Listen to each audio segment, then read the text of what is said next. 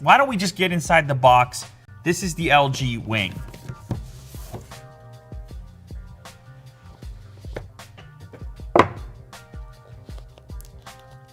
All right, so first up we have the device. It's wrapped in plastic. You can see the camera module, and actually at this point, this is looking a lot like a regular smartphone.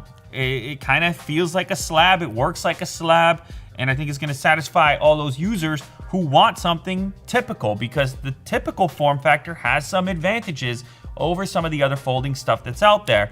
It's not as bulky. When you use it as a camera, you don't have to do any kind of fancy activity. You just point and go. Anyways, I'm gonna put this down just for a moment because I do want to check out the other items in the box. And as you'll notice, the box itself has a swivel component. The box is also a wing. Inside here we have, oh, look at that. It's a swivel slash drawer type of setup. We have the power brick, fast charger 25 watt. This is gonna be capable of delivering 50% battery life in 25 minutes. The battery on this unit is a 4,000 milliamp hour battery, and it'll do up to 100% in 85 minutes. You have a type C to C cable, and then a little accessory box here, which houses a USB type C to mini jack connector for analog audio if you want to use that. Here is the phone. It will be available in 2 colors. The device that I have in front of me here is going to be called Aurora Gray, and it's kind of a reflective, it's like a metallic gray. I'm going to just peel off these extra stickers here. That's what the back looks like, and at this point, like I said earlier, you feel like you're looking at a typical smartphone. If you just pulled this out and started using it, no one would say anything. But then things get very magical as you bang. Look at that with one hand.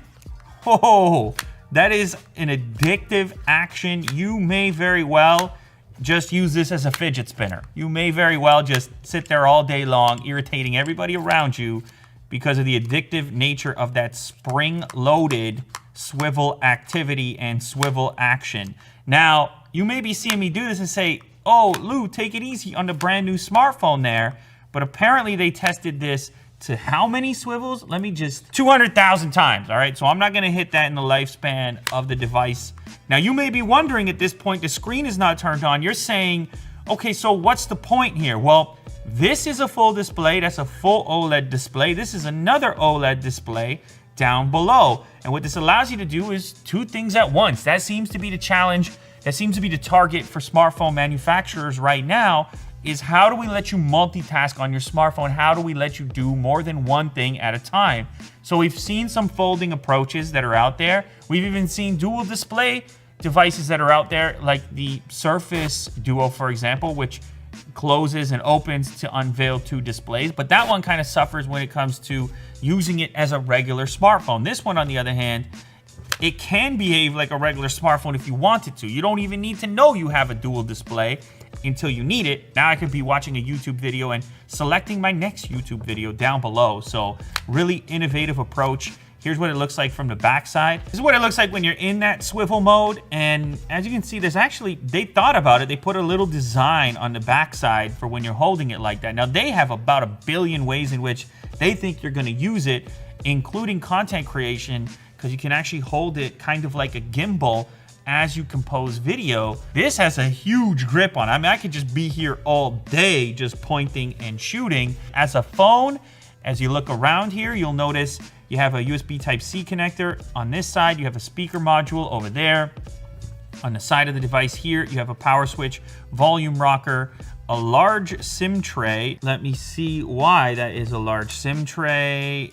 Yes, it is because it supports micro SD, so nano SIM plus micro SD expandable storage. The other piece that's really important to mention, and I'm sure you were probably wondering, how do you deal with the front-facing camera when this thing swivels around like this? Well, you see the earpiece remains exposed, but actually the camera unit is gonna be up here, and it's a motorized style. Look, I'm just getting addicted over here with the swiveling and all the rest of it. So let's boot it up. You can see it's actually a pretty aggressive edge on the side here. The display almost waterfalls over each of those two edges. You have a very slender forehead and chin, but no notch, no cutout. You're not even making room for the front-facing camera because, as mentioned, it's up here and it's a motorized style. So if I go ahead and launch the camera app and switch to the front-facing camera, it's gonna pop up like this. And we've seen these in the past, motorized cameras. Sometimes they just strictly serve the purpose of avoiding having a notch or a cutout. The other reason that this has extra functionality here is because inside of video mode, of course, you could just have a typical selfie video. By the way, I'm just gonna remove the protection right there. I can do a typical selfie like this, but also when I swivel into gimbal mode, you can see all my camera controls, they pop up over here. So once again, I can do the thing that I mentioned as far as having a nice grip for composing my video. But also, I have a dual recording functionality, which will lift up that camera and it will allow me to record my reaction to whatever's happening behind on the other camera unit. So as you can see right here, it's, well, for the moment, it's looking at the table. I'll put an object there so you get a better idea. And then this one is facing forward, but I also have this option to be in the corner over here, picture-in-picture mode. So it gives you a couple different kind of cool ways to utilize this extra screen real estate while maintaining all your controls down here and not having them cloud up the display. So whether it's dual recording or gimbal mode like this, your composition screen is completely free from obstructions and it's only for the video that you're shooting, moving your controls down here. Now this gimbal mode, it has a ton of functionality. Boom, left to right, down, up. There's built-in follow mode where you can lock it on a subject, and the whole thing is going to work as well to smooth out your video composition. When I go back to typical camera mode and into video here, well, now they want to tell me about a bunch of other features they have, like ASMR recording, which will amplify sound. I don't know, should we try that out maybe?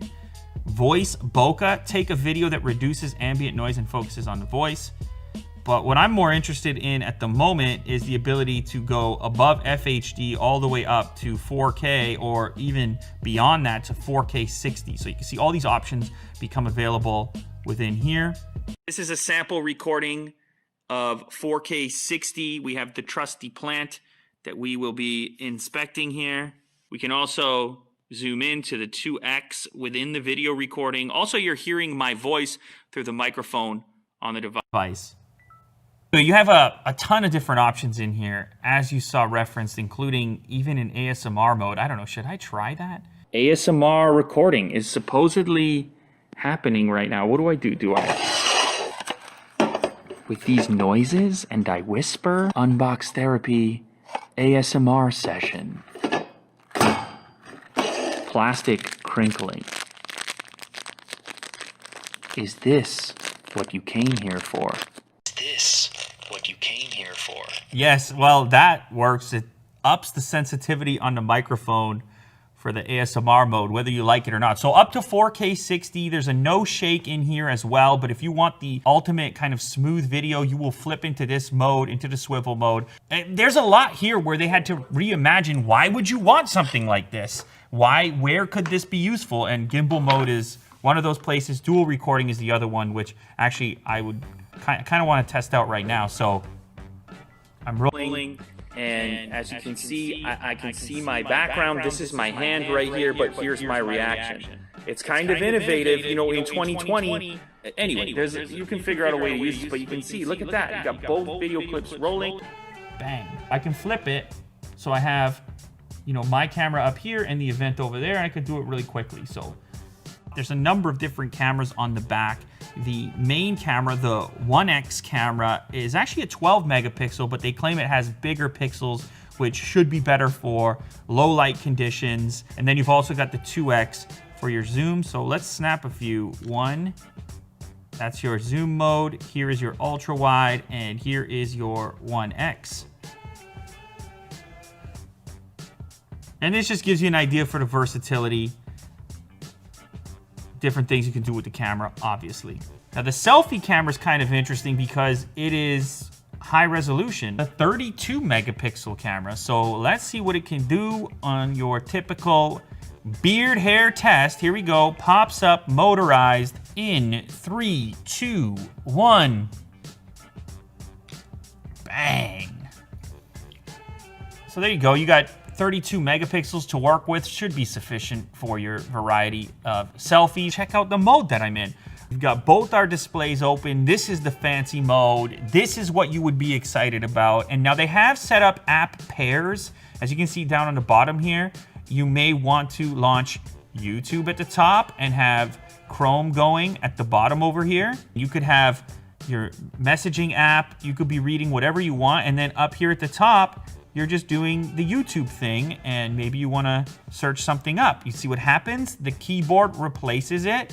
Replaces what you were looking at. You go ahead and search up Lou Later to catch up. There's been many new episodes. This unlocks your multimedia controls down on the bottom screen. So you don't have to reach up and touch the main display. From here, I can switch to the next video. I can pause the video, play the video. I can go back or forward in the video really quickly with these buttons. I can control my brightness, which is now maxed out, and I can control my volume right here, which is kind of nice. You never have to disrupt the actual video that's going on. And I guess I can zoom in as well, max it out, and then let's test the volume too. 17-inch LG Gram is the lightest 17-inch laptop in the world. This thing, you want to slap it under the arm, Will? You feel like you're carrying a 13-inch. This is a 3-pound laptop, 17-inch. That's why they call it the Gram? Yeah, that's why they call it the Gram. All right. Okay, so if I'm watching a video up here, I still have the opportunity to do whatever I want down below. Any application I might want, bring up a little calculator real quick because you got to get the 10 plus 10 in.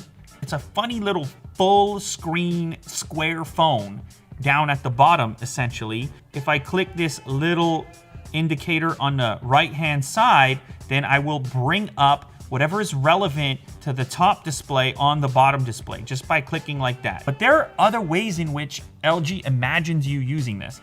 For example, if I just spin this around like this, look at this, how it flips around. I mean, it's wild. Now you're reconsidering. So maybe you're in the car and you have the mount on this portion, at which point you may have your nav on the portrait section and getting your notifications or your multimedia controls over on the right-hand side.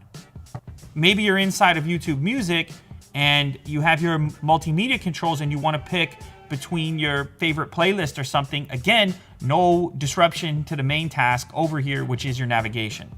So you've also got this gallery mode. Over here, you could be watching a video up top, something you recorded recently, and then searching for the next one that you want to look at down here inside of the gallery. Now, this is kind of just a starting point. You could imagine many apps becoming improved by having a dual display setup, or at least offering slightly more functionality because you have this extra real estate. So LG has a few ideas of how you're going to use this at the moment, but it has the potential to expand. Oh, check this out, by the way. So if you have it flipped the other way and you have your secondary smaller display up top, this whole thing can become a giant keyboard. So for example, I'm about to boot into a video game, and what I might want to do is actually bring up some tips and tricks or something. I got to read the Wikipedia for the game while I'm playing it. Now, of course, this is completely up to you what you put up top. You could be watching a game streamer showing you a walkthrough of a particular game, or maybe it's not even game related. Maybe it's like some of those other dual functionalities where you just have your messaging up here. You're just typing every so often, responding to a message every so often, and then jumping back to your game. Whoa, that's cool. So I have the game up and running now, and I hit the Game Tools button, which actually brings up game-specific things in the top screen that you might need quick access to. Oh, and this game is actually even optimized where it's showing more of the game up top. So if you're a game developer, you might be able to take advantage of the top section as well. Oh. So the top becomes an in-game map. Ooh. Now, I don't expect all games to be optimized for this, but this should just get your imagination going as to how this could be useful or could aid in various game titles. As far as the specifications go, the LG Wing is featuring the Qualcomm Snapdragon 765G processor. The main screen is a 6.8-inch 20.5 by 9 FHD Plus OLED. The little screen, what they call the second screen, is 3.9 inches. It's also an OLED display with an aspect ratio of 1.15 by 1, so not exactly a square. It's got 8 gigs of RAM and 128 of storage, though 256 gigs of storage will be available in certain markets. Those cameras on the back, it's one ultra high resolution 64 megapixel, followed by a 13 megapixel ultra wide and a 12 megapixel ultra wide big pixel. It's f2.2 with a 120 degree field of view. The front camera, the selfie camera, that's a 32 megapixel pop-up with the motor on it, also f1.9. The battery's 4,000 milliamp hours. Of course, it's running Android 10. It's got the 25 watt fast charge, and it's available in those two colors, Aurora Gray or Illusion Sky, which is a lighter variant. It's kind of a bluish white. Look, listen. It's an unusual, it's an interesting thing. It's a development in smartphones. You gotta say it's noteworthy, at least. The best thing about this one is it lets it still be a regular smartphone if you need it or want it to be. It's gonna behave like a regular smartphone, no surprises.